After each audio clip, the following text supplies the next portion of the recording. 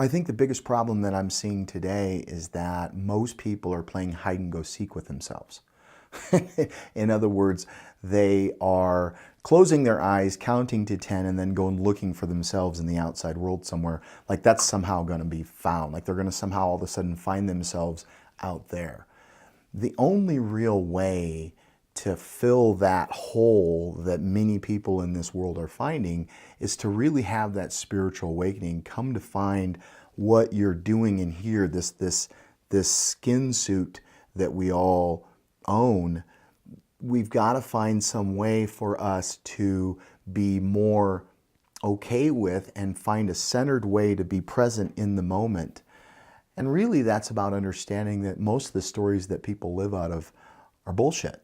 I mean, it's always interesting for me to see people that judge other people's stories as bullcrap, and yet 99.999% of the people I've met in this world are living out of some kind of a fairy tale, positive and negative, right? We all have fairy tales that we live out of.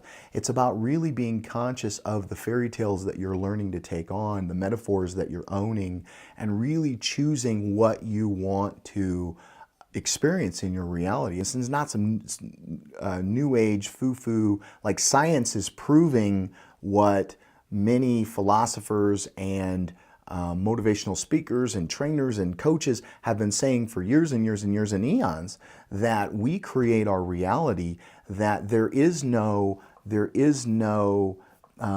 reality other than what we as a society make. And there's no objective reality. And so we've got to choose as individuals what reality we want to live in and then allow ourselves to become that thing.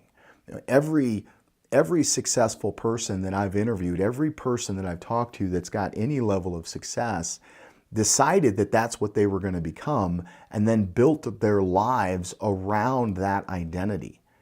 And so the most powerful force in the human condition is our identity. And when we choose to take on an identity that's more empowering, that's more impactful, if we choose to only buy into those stories that empower us and to not buy into those stories that will hold us down, positive psychology calls it catastrophizing. In other words, we try to find problems in our reality that just aren't there. And I mean, think about it. Go back and look in your life. I mean, 99% of the stuff that you stressed out about never happened the way that you wanted it to, or the way that you thought it would, or that you were scared that it would. And so there's this bubblegum process that it's like chewing bubble gum that we go through in our mind, where we're constantly making catastrophes out of things that are just not gonna happen. Why not, instead of buying into one of those bullshit stories, why not choose to buy into a story that's empowering and that's uplifting? Because that will pull you in a different direction and allow you to live a more fuller, more complete, more meaningful life for you.